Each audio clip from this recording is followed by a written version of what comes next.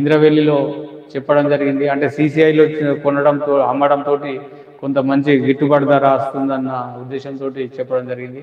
అదేవిధంగా బాల్య వివాహాలను అరికట్టాలి. నవ తెలంగాణ బజారాత్మక బాల్య వివాహాలను అరికట్టాలని డిహెచ్ఏ ఆర్థిక అక్షరాస్యత నిపుణుడు నిఖిలేశ్వర్ రెడ్డి అన్నారు. శుక్రవారం మహిళా శిశు సంక్షేమ శాఖ మిషన్ శక్తి మహిళా సాధికారత కేంద్రం ఆధ్వర్యంలో చైల్డ్ మ్యారేజ్ 30 రోజుల క్యాంపెయిన్ మండల కేంద్రంలోని మోడల్ స్కూల్లో బాల్య వివాహ ముక్త్ భారత్పై కార్యక్రమం నిర్వహించారు. ఈ సందర్భంగా ఆయన మాట్లాడుతూ బాల్య వివాహాల వలన కలిగే అన్ని రకాల అవరోధాలపై అవగాహన కల్పించారు. మరి చైల్డ్ మ్యారేజెస్ యాక్ట్ ప్రకారం వివాహాలు జరపద్దని, అంటే అమ్మాయిలకైతే 18 సంవత్సరాలు, పురుషులకైతే 21 సంవత్సరాలు వయసు నిండని వారిని పెళ్లి చేయొద్దు. ఆ మ్యారేజెస్ చెల్లకూడని మ్యారేజెస్ అయితే అదేవిధంగా ఆ పెళ్లికి పెద్దలుగా వ్యవహరించిన వారిపై కేసులు కూడా నమోదు కావచ్చు. ఆ పేరెంట్స్ మీద కూడా కేసు పెట్టే చట్టంలో ఉంది వెసులుబాటు. కాబట్టి చైల్డ్ మ్యారేజెస్ అనేటివి చేయకూడదు. ఎందుకంటే చైల్డ్ మ్యారేజెస్ చేయడంతో ఈ కుటుంబం మైనర్స్ వాళ్లకు ఈ కుటుంబ వ్యవస్థ, దాంపత్య జీవితము ఇవన్నీ వాళ్లకు అప్పుడే అర్థం కాదు. సైంటిఫిక్గా కూడా మైనర్ వాళ్లకు పిల్లలు కావడంతో వాళ్ళ ఆరోగ్యానికి కూడా హెల్త్ పరంగా ప్రాబ్లం కావచ్చు భవిష్యత్తులో. కాబట్టి ఇవన్నీ ఎన్నో లోటుపాట్లు నష్టాలు ఉన్నాయి. కాబట్టి ఈ చైల్డ్ మ్యారేజెస్ని ప్రభుత్వాలు చట్టం చేసింది. చైల్డ్ మ్యారేజెస్ చేయొద్దన్న ఉద్దేశంతో చట్టం తీసుకువచ్చి చేయడం జరిగింది. కాబట్టి అవి ప్రొహిబిషన్, మైనర్ మ్యారేజెస్ అన్నీ ఎవరైనా కేసు పెట్టవచ్చు. మళ్ళీ ఈ చైల్డ్ మ్యారేజ్ జరుగుతుందనే సమాచారం ఎవరికి ఉన్నా కూడా ఏ పౌరుడికి అయినా, అదేవిధంగా గ్రామ పంచాయతీ సెక్రటరీ కానీ, సర్పంచ్ కానీ, వార్డు మెంబర్ కానీ, మండల అధికారులు కానీ, జిల్లా అధికారులు కానీ డైరెక్ట్గా కంప్లైంట్ చేయవచ్చు. అక్కడ మైనర్ మ్యారేజ్ జరుగుతుంది ఆపండి అని చెప్తే వెంటనే పోలీస్ వ్యవస్థ లేకుంటే రెవెన్యూ వ్యవస్థ పోయి వెంటనే ఆ పెళ్లిని ఆపుతారు. కాబట్టి ఖచ్చితంగా చిన్నపిల్లలకు పెళ్లి చేయవద్దు. అదేవిధంగా ముదిరాజులను బీసీఏలో చేర్చాలని ముదిరాజ్ కులస్తులు బీసీడీ నుంచి సిరికొండ బీసీఏ చేర్చాలని ముదిరాజ్ సంఘం కులస్తులు డిమాండ్ చేశారు.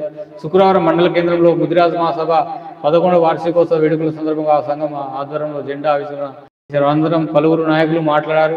మత్స్యశాఖ అభివృద్ధి కోసం తెలంగాణ మత్స్య కోఆపరేటివ్ ఫెడరేషన్ తక్షణం ఎన్నికలు జరిపి చైర్మన్ పాలక మండలిని నియమించాలని, గ్రామ జిల్లా పారిశ్రామిక సహకార సంఘాల ఎన్నికలు వెంటనే నిర్వహించాలని అన్నారు. మత్స్యశాఖకు 3,000 కోట్లను కేటాయించి కుటుంబాలను ఆదుకోవాలని అన్నారు. ఉచిత చేప పిల్లలకు బదులుగా నగదును బదిలీ చేయాలన్నారు. మత్స్యకారులకు 50 సంవత్సరాలు దాటిన వారి వృద్ధాప్య పింఛన్లను మంజూరు చేయాలని. ఈ కార్యక్రమంలో పెంటన్న ముదిరాజ్, ఎగ్గడి మలరి ముదిరాజ్, గోవిందనాథ్, అమోల్, విజయ్ కుమార్, రాములు, శ్రీనివాస్, అశోక్, ప్రవీణ్, మల్లేష్, మహేందర్ పాల్గొన్నారు.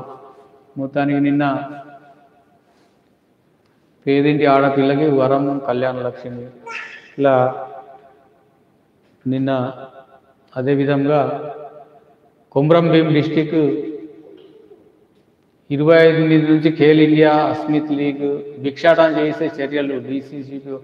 చాలామందికి తెలియదు, భిక్షాటన చేయడం నేరమే, భిక్షాటన చేయించడం కూడా నేరం. కాబట్టి గమనించాలి. నిన్న కాగజ్ నగర్లో పిల్లలచే భిక్షాటన చేయిస్తే వారి తల్లిదండ్రులపై చట్టరీత్యా చర్యలు తీసుకుంటామని జిల్లా బాలల సంరక్షణాధికారి బూర్ల మహేష్ హెచ్చరించారు.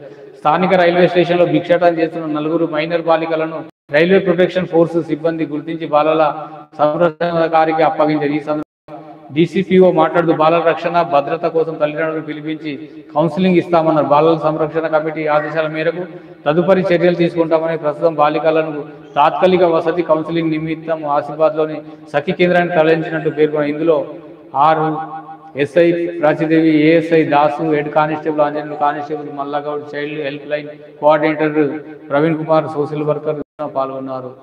నిన్న ఎస్పీగా నీతికా పంత్ రాష్ట్ర వ్యాప్తంగా 32 మంది ఐపీఎస్లను వివిధ ప్రాంతాలకు బదిలీ చేయగా జిల్లా సూపరింటెండెంట్ ఆఫ్ పోలీస్గా మహిళా ఐపీఎస్ నీతికా పంత్ను కేటాయించారు. ఆదిలాబాద్ యాపలగూడ 2వ బెటాలియన్ కమాండెంట్గా నిధులు నిర్వహిస్తున్న ఆమెను ఇక్కడికి ఎస్పీగా బదిలీ చేశారు. ప్రస్తుతం ఎస్పీగా పనిచేస్తున్న కాంతిలాల్ పాటిల్ను ఏడీసీ గవర్నర్కు బదిలీ చేస్తూ రాష్ట్ర ప్రభుత్వం ముఖ్య కార్యదర్శి రామకృష్ణరావు ఉత్తర్వులు విడుదల చేశారు. అయితే ప్రస్తుతం పనిచేస్తున్న కాంతిలాల్ పాటిల్ బాధ్యతలు చేపట్టి 5 నెలల 15 రోజుల్లోనే బదిలీ కావడం జిల్లాలో చర్చనీయాంశంగా మారింది.